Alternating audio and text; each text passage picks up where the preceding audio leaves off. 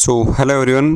कल बजट आने वाला है तो बजट से रिलेटेड हर आदमी को कोई ना कोई एक्सपेक्टेशन जरूर रहती है। हर सेक्टर में हमें एक्सपेक्टेशन देखने को मिल जाती है और जिस सेक्टर के अंदर एक्सपेक्टेशन फुलफिल हो जाती है वो सेक्टर रॉकेट बन जाता है, और जिस सेक्टर के अंदर ये फुलफिल नहीं हो पाती है उस सेक्टर के अंदर हमें थोड़ा सा क्या बहुत ही ज़्यादा 10 से 15% का डाउनफॉल हमें देखने को मिलता है।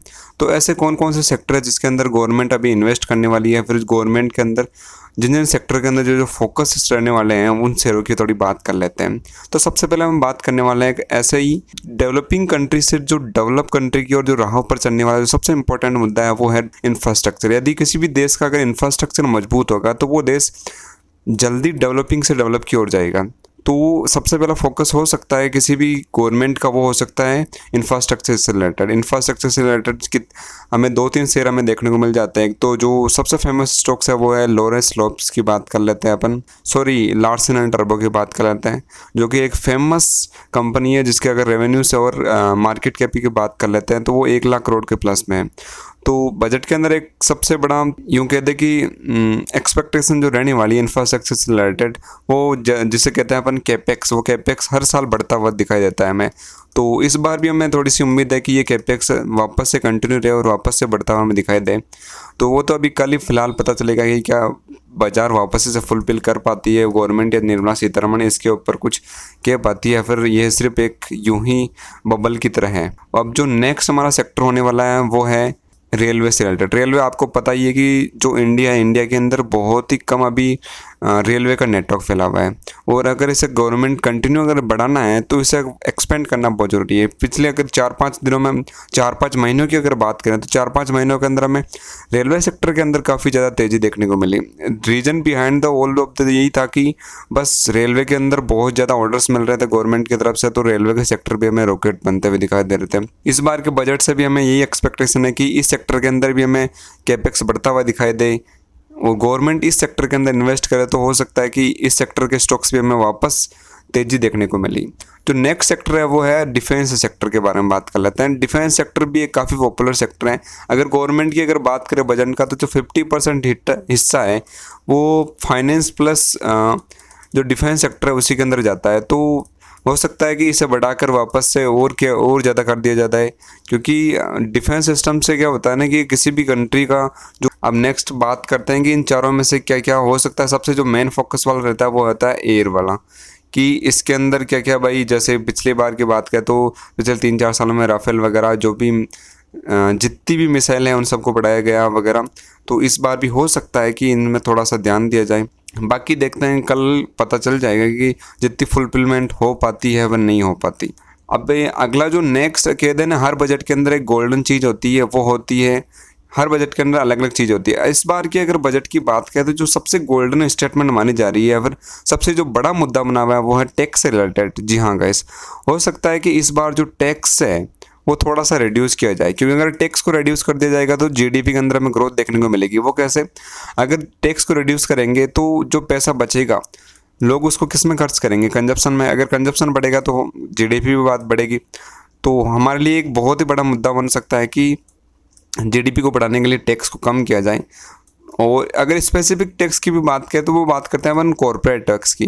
क्यों? क्योंकि जितने भी टैक्स, अगर बिजनेस में क्या होता है ना, पहले पैसा कमा लो और फिर उसके बाद में टैक्स देना होता है, लेकिन अगर कॉर्पोरेट टैक्स की बात करें तो वो कटा कटा हुआ मिलता है। उसके बाद में अगर आप आईटीआर फाइल वगैरह करते हैं तो वहाँ पर थोड़ा सा डिडक्शन मिलता है। सैलरी वाले लोग सबसे ज़्यादा परेशान है इस टैक्स वाले सिस्टम की बात करते हैं। तो इस बार देखते हैं कि इनको कुछ फ़ायदा मिल पाता है या नहीं, वो कल पता चल जाएगा हम चीज़ों के बारे में, सारों के बारे में। अभी जो नेक्स्ट हमारे सामने जो एक मुद्दा आ रहा है वो आ रहा है कि ओल्ड टैक्स रिजिम और न्यू टैक्स रिजिम के अंदर जो 2.5 लाख तक का जो यूके द एग्जाम्पशन होता है, इसके अंदर मतलब कि अगर आपके पास इतनी इनकम है पर सालाना तो आपको टैक्स नहीं देना पड़ता है। तो इसे बढ़ाकर 5 लाख कर दिया जाए। ये एक हमारे लिए एक हमें देखने को मिल रहा है कि फुल स्टेटमेंट या न्यूज़ वगैरह मीडिया के अंदर की इसे भी 5 लाख तक कर दिया जाए। और जितने भी एक्सपर्ट वगैरह बता रहे हैं उन टैक्स से रिलेटेड सबसे ज़्यादा बता रहे हैं कि जो न्यू टैक्स रिजिम है उसमें जो 2.5 लाख तक जो एग्जाम्पशन है उसके अंदर कुछ भी नहीं मिलता, मतलब कुछ भी टैक्स नहीं देना पड़ता है। तो उसे बढ़ाकर 5 लाख यानी डबल कर दिया जाएगा। और जो कॉर्पोरेट टैक्स और सैलरी वाले टैक्स है उनको थोड़ा सा डिडक्शन मिलेगा ताकि एग्जप्शन बढ़े।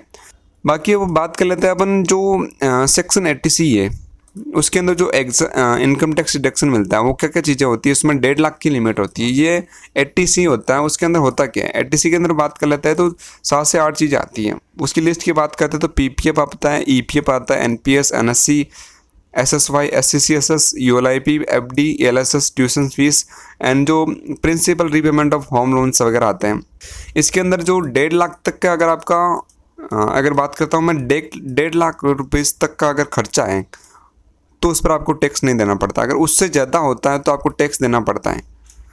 तो इस बार हमें देखने को मिल रहा है कि इससे भी 2 लाख तक कर जाने की जो एक्सपेक्टेशन रहती है, वो मैंने पहले कहा था कि बाज़ार फुलफिल कर पाएगा नहीं कर पाएगा वो अलग बात है, लेकिन जो हमारी एक्सपेक्टेशन है वो 2 लाख तक है। बाकी फ़िलहाल देखते हैं, कल पता चल ही जाएगा कि क्या स्टेटमेंट रहती है निर्मला सीतारमण की तरफ से। अभी जो बात कर लेते हैं वो एक और हाईलाइट की शेयर बाजार की बात कर लेते हैं कि शेयर बाजार से रिलेटेड देखो, शेयर बाजार में 2 टाइप के लोग काम करते हैं, एक तो होता है इन्वेस्टर और एक होता है ट्रेडर। इन्वेस्टर को क्या होता है ना कि 2 टाइप के टैक्स देना पड़ता है। पहले क्या होता था कि सिर्फ कैपिटल गेन टैक्स देना पड़ता था, उसके बाद में आया एसटीटी। सरकार ने कहा भाई हम कैपिटल गेन नहीं लेंगे, एसटीटी इंट्रोड्यूस किया, ठीक है भाई एसटीटी दे देंगे हम। फिर वापस से गवर्नमेंट है, उन्होंने कहा कि नहीं हम तो वापस से कैपिटल गेन को लेके आएंगे, लेकिन वो उसके चक्कर में एसटीटी को वापस लेना भूल गए। मतलब कि अगर बात करें तो इन्वेस्टर को 2 टैक्स देना पड़ते हैं, सिक्योरिटी ट्रांजैक्शन टैक्स भी देना पड़ता है प्लस कैपिटल गेन टैक्स भी देना पड़ता है। तो अभी बाजार की ये फुलफिलमेंट है कि एसटीटी को बंद किया जाए, वो करना ना करना निर्मला सीतारमण। तो अगर बात कर लेते हैं अपन शेयर बाजार के दूसरे मुद्दे के बारे में या फिर दूसरे पार्ट के बारे में, तो वो क्या चीज़ है, वो है ट्रेडर्स लोग। आप सभी लोगों को पता है कि जो फ्यूचर ऑप्शंस के अंदर जो वॉल्यूम बढ़ा है वो काफ़ी चिंताजनक है। अगर बात कर लेते हैं फ्यूचर ऑप्शंस ट्रेडिंग की, तो जो बात करते हैं कि जो अमेरिका है उसके अंदर 11% लोग फ्यूचर ऑप्शंस ट्रेडिंग करते हैं जैसे कि अपने होता है, लेकिन इंडिया की बात करें तो वही 52% तक बढ़ गया, यानी कि सबसे ज़्यादा इंडिया के अंदर ही है। और इससे क्या होता है ना, रिटेलर्स लोग काफ़ी ज़्यादा लॉस कर रहे हैं। आपको पता है कि एक साल पहले सेबी की रिपोर्ट आई थी जिसमें कहा गया था कि 90% जो रिटेलर्स लोग हैं वो अपना पैसा लूज़ करते हैं इसके अंदर। तो एक सेबी, आरबीआई वगैरह सभी लोग इससे परेशान हैं कि जो इतना ज़्यादा एफएनओ के अंदर जो वॉल्यूम बढ़ रही है उसे कम किया जाए। और इसके लिए जो सरकार प्लान कर रही है वो बोल रही है कि 30% तक टीडीएस लाएंगे फ्यूचर ऑप्शंस के अंदर, जिसके अंदर अगर आपको प्रॉफिट होता है तो 30% हिस्सा आपको गवर्नमेंट को देना पड़ेगा, अगर लॉस होता तो आपका है। बाकी अपन देखते हैं कि क्या कर पाती है वे नहीं कर पाते हैं, वो तो हमें आगे देखने को मिलेगा। इससे बात करें तो ये बहुत ही कम चांसेस है कि टीडीएस को अप्लाई किया जाए। बाकी तो भाई देखते हैं, मैंने पहले कहा था निर्मला सीतारमण के हाथ में सब कुछ, कल पता चल ही जाएगा सारे बबल्स के बारे में, क्या बबल्स रहेंगे या फिर कौन से स्टॉक्स रॉकेट बनेंगे। अभी बात करते हैं नेक्स्ट टॉपिक के बारे में, तो वो होने वाला है कि जो शिपिंग कंपनीज वगैरह हैं उसमें भी वो काफ़ी ज़्यादा फोकस में रहने वाली है इस बजट के अंदर। शिपिंग एंड ईवी जो कंपनीज हैं उनको भी एक्सपेक्टेशन रहती है कि जो ईवी को प्रमोट यानी कि इलेक्ट्रिक व्हीकल है उनको प्रमोट करने के लिए या फिर सरकार कुछ करे, तो उनसे भी ज़्यादा एक्सपेक्टेशन है। मैंने पहले कहा था कि हर आदमी को कोई ना कोई एक्सपेक्टेशन ज़रूर रहती है। अगर वो फुलफिलमेंट हो जाती है तो उस सेक्टर के स्टॉक्स में हमें तेज़ी देखने को मिलती है, अगर वो नहीं हो पाती है तो उसके अंदर हमें बबल देखने को मिलता है और वो स्टॉक्स में काफ़ी ज़्यादा गिरावट देखने को मिलती है। So that's all for the today, thank you so much.